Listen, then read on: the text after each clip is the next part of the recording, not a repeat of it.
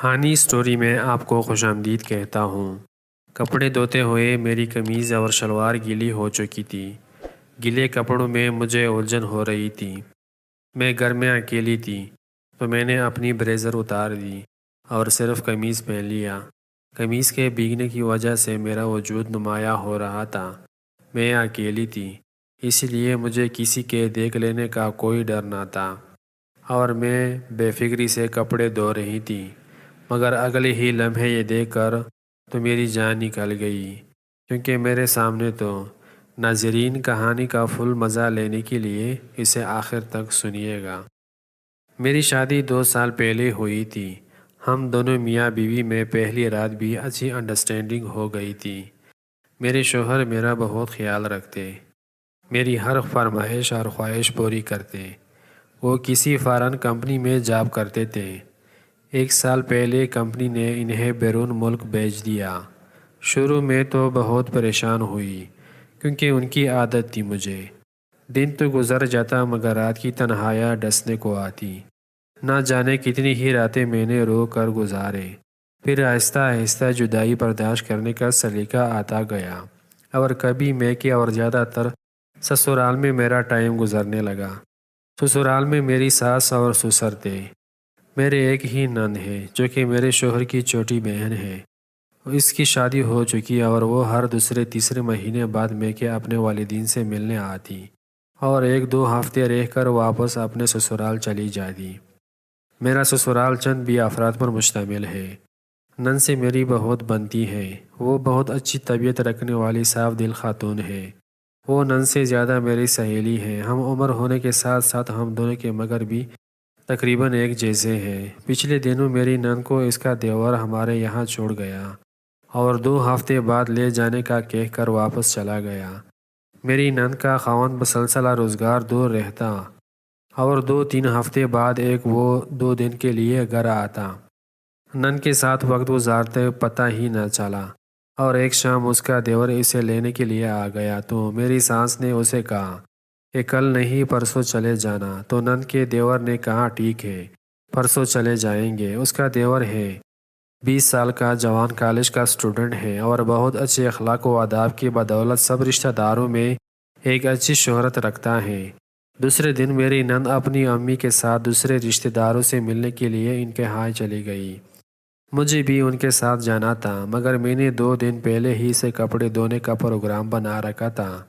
10 بجے کا وقت تھا۔ میں نے کپڑے دھونے کے لیے مشین لگا لی اور کپڑے دھونے لگی۔ میں چاہتی تھی کہ جلد سے جلد کپڑے دھو کر دوپہر کا کھانا پکا لوں، تاکہ میری نند اور ساس جب آئے تو ان کو انتظار کرنا نہ پڑے۔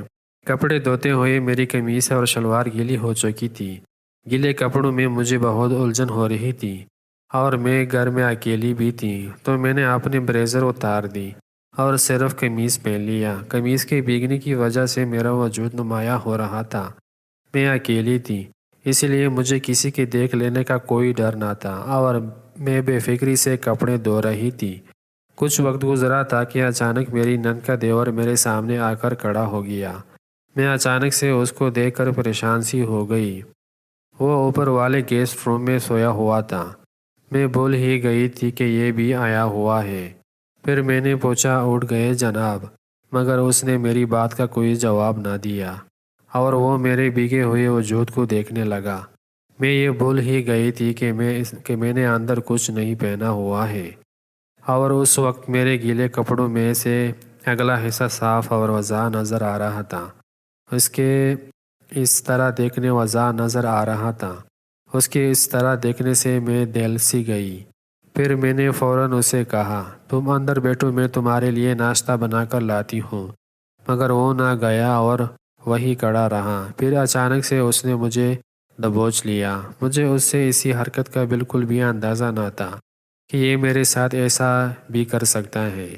میں نے غصے اور حیرت سے اسے کہا کہ یہ کیا کر رہے ہو تم، چھوڑ مجھے، اور پھر اس کی گرفت سے نکلنے کی کوشش کرنے لگی، مگر یہ مجھے اچھی طرح قابو کر چکا تھا۔ میں اپنے آپ کو بے بس سمجھ کر اونچی آواز سے شور مچانے لگی تو اس نے ایک ہاتھ میرے منہ پر رکھ دیا۔ میں نے بڑی کوشش کی کہ میری آواز نکل سکے تاکہ جو کچھ وہ کر رہا ہے اسے اس کا خمیازہ بھگتنا پڑے، مگر اس نے میرے منہ پر بڑی مضبوطی سے اپنا ہاتھ جما رکھا تھا۔ میری کوشش تھی کہ کسی طرح میں اس کی گرفت سے نکل سکوں، مگر وہ 20 سال کا جوان مرد اور میں ایک کمزور عورت اس کا مقابلہ کرنے سے قاصر تھی۔ اب اس کا ایک ہاتھ میری کمر پر اور دوسرا میرے منہ پر تھا۔ پھر اس کا ہاتھ میری کمر سے آگے کو سرکنے لگا۔ اب مجھے اپنی بے عزتی بری طرح محسوس ہونے لگی اور میں دعائیں مانگنے لگی کہ کاش کوئی آ جائے اور اس درندے سے میں بچ سکوں، مگر اس وقت یہاں کوئی نہ آتا جو آ کے مجھے اس سے بچاتا۔ پھر میں نے اسے اشارے سے سمجھانے کی بہت کوشش کی کہ میرے منہ سے ہاتھ ہٹا لے، کہ میں اسے بتا سکوں کہ میری ساس اور اس کی بھابھی کسی وقت بھی آ سکتی ہیں، مگر اس نے مجھے بولنے کی اجازت ہی نہ دی اور میرے ساتھ اپنا مقصد پورا کرنے کی بھرپور کوشش کرنے لگا۔ میں زار و قطار رو رہی تھی اور میرے آنسو بہہ کر میرے گالوں کو بھگونے لگے تھے۔ مجھے رونا اپنی بے بسی پر آ رہا تھا۔ میں خود سے شرمندگی محسوس کر رہی تھی۔ روتے روتے میری ہچکیاں بند گئی، مگر اس کو مجھ پہ کوئی ترس نہیں آ رہا تھا۔ اور پھر کچھ دیر بعد اس نے مجھے کہیں کا نہ چھوڑا۔ وہ اپنے مقصد میں کامیاب ہو گیا۔ پھر اچانک وہ اٹھا اور بھاگ کر سیڑھیوں پلنگتا ہوا اوپر گیسٹ روم میں چلا گیا۔ میں یوں ہی کچھ دیر لیتی رہی اور خیریت سے سوچنے لگی کہ یہ میرے ساتھ کیا ہو گیا ہے، اور ساتھ ساتھ میں یہ بھی سوچ رہی تھی کہ اب مجھے کیا کرنا چاہیے۔ کیا میں اپنی ساس کو بتاؤں کہ یہ اپنی نند سے شکایت کرو کہ تمہارے دیور نے میرے ہاتھ سے گھنونی حرکت کی ہے؟ مگر میں کوئی فیصلہ نہ کر پائی کہ میں کیا کروں اور کیا نہ کروں۔ اگر میں اس بات کا ذکر یا شکایت کرتی بھی ہوں تو بدنامی میرے ہی حصے میں آئے گی، اور اس کے دیور کے لیے تو زیادہ سے زیادہ یہ ہوگا کہ اس کو یہاں آنے سے روک دیا جائے گا، اور اگر یہ بات میرے خاوند تک پہنچ گئی تو ان کا رد عمل کیا ہوگا؟ اب میری پوری زندگی نشانے پر آ چکی تھی۔ اس حالت میں کسی فیصلے پر پہنچنا میرے لیے بہت مشکل ہو رہا تھا۔ میں سر جھکائے یوں ہی بیٹھی تھی کہ اتنے میں میری ساس اور نند بھی آ گئے۔ انہوں نے میری حالت دیکھ کر مجھ سے پوچھا کہ یہ کیا ہوا۔ میری طبیعت ٹھیک نہیں ہے، یہ کہہ کر میں نے بات ٹال لی۔ میری ساس کہنے لگی، تم اپنے کمرے میں جاؤ اور آرام کرو، باقی کپڑے میری بیٹی دھو دے گی اور میں کھانا بنا لیتی ہوں۔ یوں میں اٹھ کر اپنے کمرے میں آ گئی اور فریش ہونے کے لیے واش روم میں چلی گئی۔ پھر میں نے غسل کیا اور کپڑے تبدیل کر کے اپنے بیڈ پر آ کے لیٹ گئی۔ کچھ دیر بعد میری نند نے آ کر بتایا کہ کھانا تیار ہے، تو میں نے اسے کہا کہ میری طبیعت ٹھیک نہیں ہے، اس لیے نہ کھا سکوں گی۔ تو وہ بولی، ٹھیک ہے، تم آرام کرو، جب من چاہے کھا لینا۔ یہ کہہ کر وہ باہر چلی گئی اور میں سونے کی کوشش کرنے لگی۔ ایسی حالت میں نیند کا آنا ناممکن تھا، مگر تھوڑی ہی دیر بعد مجھے نند آ گئی، اور اس وقت میری آنکھ کھلی جب شام کے کھانے کے لیے میری نند کہنے آئی۔ میں نے اس سے کہا مجھے کھانا یہی دے جائے اور ساتھ میں کمر درد کی ٹیبلٹ بھی لے آئے۔ میں نہیں چاہتی تھی کہ میں ان کے ساتھ کھانا کھاؤں، کیونکہ وہاں اس شیطان نے بھی ہونا تھا اور اس کا سامنا کرنا میرے لیے اب بہت مشکل تھا۔ میرے کہنے پر وہ میرے لیے اور اپنے لیے کھانا لے آئی اور ہم نے مل کر ڈنر کیا۔ تھوڑی دیر بعد میری ساس بھی میرا حال پوچھنے آئی اور کچھ دیر بعد مجھے آرام کرنے کا کہہ کر دونوں ماں بیٹی اٹھ کر ساتھ والے کمرے میں چلے گئے۔ ان کے جانے کے بعد میں اب تنہا رہ گئی تھی اور دن کا واقعہ ایک ڈراونا خواب بن کر مجھے ڈرنے لگا۔ پھر میں ایک کتاب لے کر پڑھنے لگی۔ دراصل میں نے مختلف خیالات کی یلغار سے اپنے آپ کو محفوظ رکھنے کے لیے یہ کتاب کا سہارا لیا، مگر جو کچھ ہوا تھا اتنی آسانی سے تمہیں اس کے متعلق سوچنے سے باز نہ رہ سکتی تھی۔ میں کتاب تو پڑھ رہی تھی، مگر اس کی ایک لائن بھی میں سمجھنے سے قاصر تھی۔ آخر میں نے کتاب بند کی اور لائٹ آف کرنے کے بعد بیڈ پر دراز ہو گئی، مگر مجھے خیرت اس بات پر ہو رہی تھی کہ ایک نہایت بے سلجھا ہوا، اچھے ادب و آداب رکھنے والا ایک شریف لڑکا اس سے ایسی حرکت کیوں سرزد ہوئی، اور اس کو یہ سب کرنے کی ہمت ہی کیسے ہوئی۔